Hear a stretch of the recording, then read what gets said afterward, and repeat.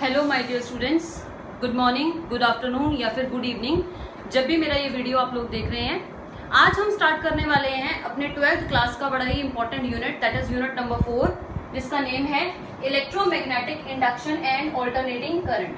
तो आज हमने करना है लेक्चर नंबर 01, यानी इसका पहला लेक्चर, जिसमें हम सिर्फ बेसिक्स करेंगे, समझेंगे कि इस चैप्टर में हमें क्या करना है, क्या पढ़ना है।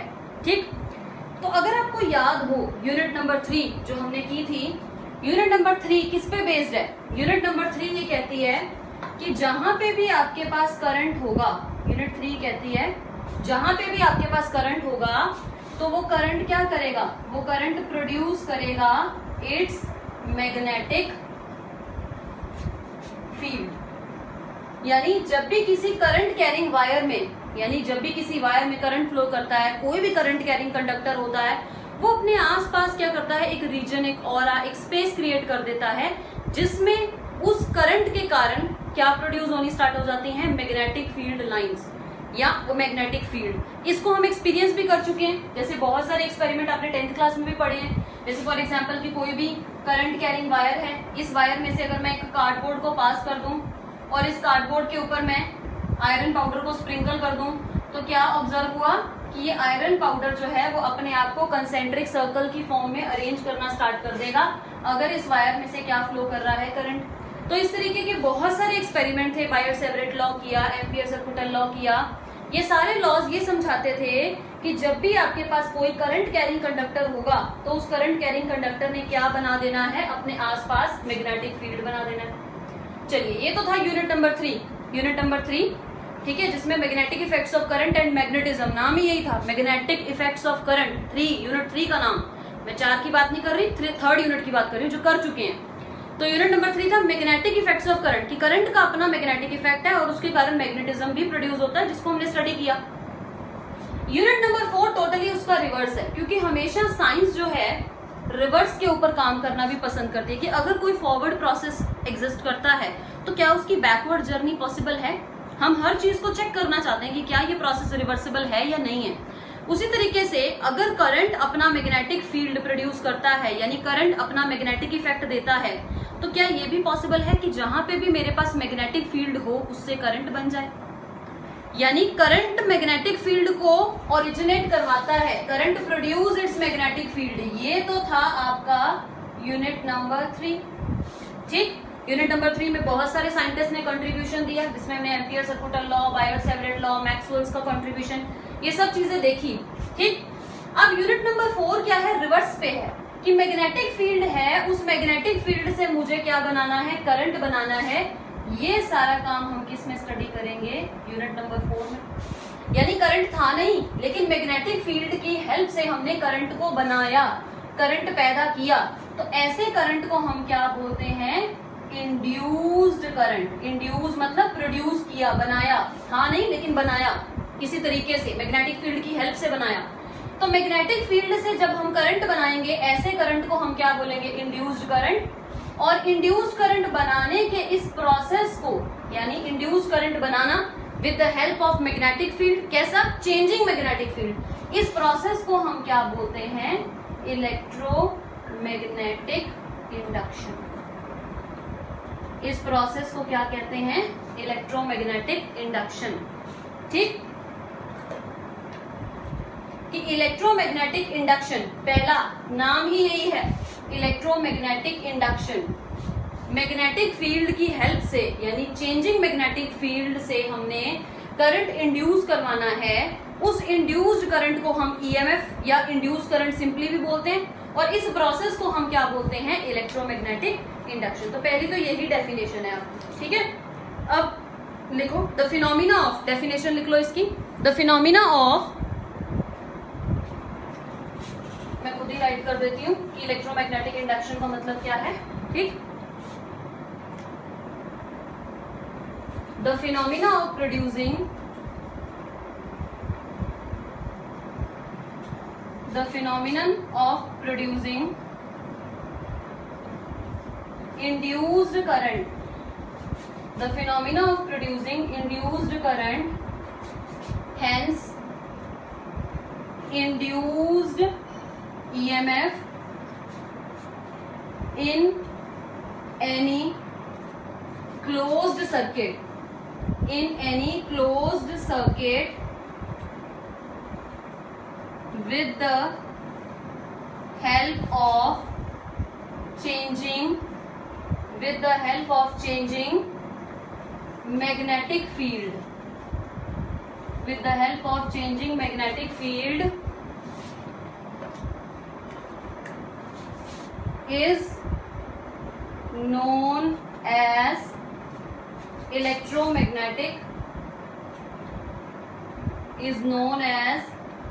electromagnetic induction. ठीक है, क्या किया हमने? इंड्यूस्ड करंट बनाना है, the phenomena of producing induced current, hence induced EMF. क्योंकि देखो जहां पे भी करंट होगा वहां पे ईएमएफ का मतलब होता है वोल्टेज, इलेक्ट्रोमोटिव फोर्स बोलते हैं ईएमएफ को, यानी वोल्टेज की बात ही हो रही है। ईएमएफ वोल्टेज एक ही चीज है। तो जहां पे भी इंड्यूस करंट होगा वहां पे इंड्यूस्ड वोल्टेज भी बनेगी। कोई भी क्लोज्ड सर्किट में ही ये हो सकता है। हमेशा करंट हमेशा क्या करता है? क्लोज सर्किट में फ्लो कर सकता है। किसी ओपन या किसी ब्रेक्ड सर्किट में तो करंट फ्लो कर ही नहीं सकता। तो हमने इंड्यूस करंट या इंड्यूस ईएमएफ बनानी है किसी क्लोज्ड सर्किट के अंदर, किसकी हेल्प से? चेंजिंग मैग्नेटिक फील्ड की हेल्प से। ऐसे प्रोसेस को हम क्या बोलेंगे? Electromagnetic induction. सबसे पहली बात तो इसमें यही है। नेक्स्ट आती है डेफिनेशन इस चैप्टर में, दैट इज मैग्नेटिक फ्लक्स, जिसको हम बार बार यूज करेंगे। मैग्नेटिक फ्लक्स, मैग्नेटिक फ्लक्स के लिए जो हम सिंबल यूज करते हैं वो क्या होता है? Phi symbol. और फाई के पैर में हमने क्या डाल देना है? बी डाल देना है। फाई, इसके पैर में हमने क्या डालना है? बी। मार्कर ही चेंज कर रहे हैं। तो फाई के पैर में बी, मैग्नेटिक फ्लक्स। अब मैग्नेटिक फ्लक्स क्या चीज है देखो, अब मैग्नेटिक फ्लक्स समझाऊं। सबसे पहली बात, जैसे इलेक्ट्रिक फ्लक्स हमने किया था, इलेक्ट्रिक फ्लक्स का ही बिल्कुल रेप्लिका है आपके पास मैग्नेटिक फ्लक्स। अब मैग्नेटिक फ्लक्स में हम क्या बोलेंगे? जैसे मान लो ये बोर्ड है, मान लो ये दीवार है, ठीक है, ये दीवार में से मैग्नेटिक फील्ड लाइंस जा रही है अंदर की तरफ। हमने दो सिंबल्स किए थे मैग्नेटिक फील्ड के लिए, एक सिंबल था क्रॉस और एक सिंबल किया था डॉट। क्रॉस का मतलब क्या होता है? मैग्नेटिक फील्ड लाइंस इनवर्ड है, perpendicular to the plane of paper, अंदर की तरफ। और डॉट का मतलब क्या होता है? मैग्नेटिक फील्ड लाइंस आउटवर्ड है, perpendicular to the plane of paper. अब मान लो ये पूरी की पूरी मेरी दीवार है जिसके ऊपर मैंने ये व्हाइट बोर्ड को हैंग कर रखा है। इस पूरी दीवार में मैग्नेटिक फील्ड लाइंस हैं अंदर की तरफ। मैग्नेटिक फील्ड लाइंस जा रही हैं सारी की सारी अंदर की तरफ। ठीक, मैग्नेटिक फील्ड इनवर्ड मान लिया मैंने, यानी क्रॉस से रिप्रेजेंट करूंगी। अब कितनी मैग्नेटिक फील्ड लाइन इस बोर्ड में से पेनिट्रेट कर पा रही हैं, यानी इस बोर्ड में से कितनी मैग्नेटिक फील्ड लाइंस निकल के जा रही हैं, उस नंबर को हम क्या बोलते हैं? Magnetic flux. क्योंकि जो मैग्नेटिक फ्लक्स होता है it is basically a scalar quantity, ये स्केलर है। इसकी डेफिनेशन लिखूं तो क्या लिखेंगे? The number of magnetic field lines passing through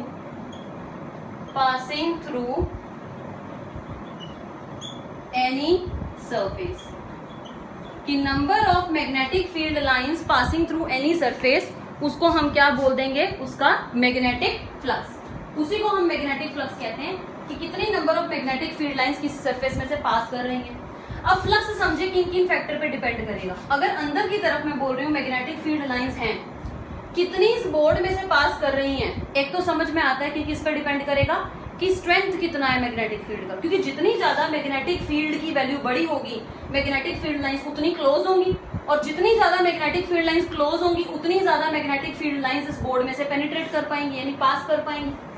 समझ में आ रही बात? यानी फ्लक्स यानी कितनी लाइंस पास करनी, एक तो डिपेंड करेगा अमाउंट ऑफ मैग्नेटिक फील्ड, कि मैग्नेटिक फील्ड बड़ा है कि छोटा। क्योंकि अगर मैग्नेटिक फील्ड स्ट्रेंथ बड़ी हुई तो लाइंस क्लोज होंगी, और मैग्नेटिक फील्ड वीक हुआ तो लाइंस क्या होंगी? दूर। और अगर लाइंस दूर हुई तो इस बोर्ड में से कम पास करेंगी, और लाइंस पास हुई तो बोर्ड में से ज्यादा पास करेंगी। यानी एक बात समझ में आई कि ये जो फ्लक्स है फाई बी, ये किस पे डिपेंड करेगा? बी की वैल्यू पे। दूसरा पैरामीटर जिस पे ये फ्लक्स डिपेंड करेगा वो समझ में आता है एरिया। बोर्ड अगर कितना बड़ा है, अगर ये बोर्ड बहुत बड़ा है तो ज्यादा लाइंस जो है मैग्नेटिक फील्ड लाइंस को अपने अंदर से पेनिट्रेट करा पाएगा, और अगर बोर्ड का साइज ही इतना सा है तो कम number of magnetic field lines उसमें से पास करेंगे। यानी दो फैक्टर तो ये पक्के ही है ना, जो समझ में भी आते हैं। एक फैक्टर क्या है, स्ट्रेंथ ऑफ मैग्नेटिक फील्ड, और दूसरा फैक्टर क्या है, एरिया ऑफ द सरफेस, कि जो सरफेस या जो भी लूप या जो भी क्लोज्ड सरफेस की बात आप कर रहे हैं, उस सरफेस में से मतलब उस सरफेस का खुद का एरिया कितना है, एक इस पे। तीसरा फैक्टर और आता है, वो तीसरा फैक्टर क्या है, एंगल। अब एंगल समझाती हूँ। एंगल लेट से एक नोटबुक की हेल्प से समझते हैं, जैसे ये, ठीक। देखो, अगर ये बोर्ड, इस बोर्ड के अंदर से मैग्नेटिक फील्ड लाइंस अंदर की तरफ जा रही हैं, सारी की सारी ये मैग्नेटिक फील्ड लाइन निकल रही है जो अंदर की तरफ जा रही है, मैं ये कॉपी को ऐसे रख रही हूँ या ये बुक को मैं इस तरीके से रख रही हूँ, तो इसके अंदर से जितनी मैग्नेटिक फील्ड लाइंस पास करेंगी वो सिर्फ इन दो फैक्टर पे डिपेंड करेगी, बी और ए पे, यानी मैग्नेटिक फील्ड कितना है जो आप लगा रहे हो और एरिया कितना है। लेकिन अगर मैं इस बुक को रोटेट करना स्टार्ट कर दूं, ऐसे मैंने रोटेट करते करते इस बुक को ऐसे ले आई मैं, अगर इस बुक को ऐसे रख देंगे, मैग्नेटिक फील्ड लाइन अंदर की तरफ थी, अब इस सिचुएशन में अगर बुक पड़ी हुई है तो इसके अंदर से मैग्नेटिक फील्ड लाइंस तो बहुत कम पास करेंगी, यानी अगर बुक इस तरीके से पड़ी थी तो ज्यादा number of magnetic field lines pass कर पा रही थी, और बुक को रोटेट करके मैंने इस एंगल पे रख दिया तो कम number of magnetic field lines जो है वो पास कर पा रही हैं, यानी एंगल भी जो है वो अपना रोल प्ले करेगा। तो यानी फ्लक्स का फॉर्मूला जो है, इन तीनों फैक्टर्स को एक्सपेरिमेंटली निकाल के, इन तीनों फैक्टर्स को मिला के जो फॉर्मूला बनाया फ्लक्स का, मैग्नेटिक फ्लक्स फाई बी, इसको हम क्या लिखते हैं, बी डॉट ए। फ्लक्स को हम क्या लिखते हैं, बी डॉट ए। और ओपन करें, डॉट प्रोडक्ट क्या होता है, dot product is a scalar product, तो डॉट प्रोडक्ट का जो आंसर होगा वो हमेशा एक स्केलर क्वांटिटी होगी। तो इसको खोलूं तो इसको लिखेंगे हम b इंटू ए इंटू कॉस थीटा। तो तीन फैक्टर कौन से हो गए, एक तो मैग्नेटिक फील्ड का स्ट्रेंथ, एक फैक्टर एरिया, और एक फैक्टर क्या है, एंगल, किस तरीके से पड़ा। अब ये जो थीटा है, अगर हम थीटा की बात करें तो theta is basically the angle between B vector and area. Area vector के बीच में और बी के बीच में ये जो एंगल है वो थीटा होगा। कैसे, अब एरिया वेक्टर समझाऊं। एरिया वेक्टर हम पहले भी बात कर चुके हैं। इस बोर्ड का अगर मैं एरिया वेक्टर बताऊं तो एरिया वेक्टर एक ऐसा वेक्टर है जो उस सरफेस के परपेंडिकुलर होता है। अब अगर मैग्नेटिक फील्ड लाइन इस बोर्ड में अंदर की तरफ जा रही है तो इसका एरिया वेक्टर क्या होगा, इस सरफेस के परपेंडिकुलर। इस सरफेस के परपेंडिकुलर इनवर्ड भी हो सकता है और आउटवर्ड भी हो सकता है, लेकिन जनरली हम एरिया वेक्टर की डायरेक्शन लेते हैं मैग्नेटिक फील्ड की डायरेक्शन के अलोंग। अब मैग्नेटिक फील्ड लाइन अंदर की तरफ है तो मैग्नेटिक फील्ड लाइन अंदर की तरफ, एरिया वेक्टर भी अंदर की तरफ, यानी बी के बीच में और ए के बीच में एंगल क्या हो गया, 0 डिग्री। यानी अगर आपके पास अब फ्लक्स के हम केसेस बना रहे हैं यहीं पे, अगर आपके पास कोई सरफेस इस तरीके से है, अब यहाँ पे मैं केस 1 बना देती हूँ। अब मेरे पास कोई सरफेस जो है, जैसे ये बोर्ड ही है, सरफेस इस तरीके से है कि उसका मैग्नेटिक फील्ड का डायरेक्शन यानी बी अंदर की तरफ क्रॉस का मतलब अंदर की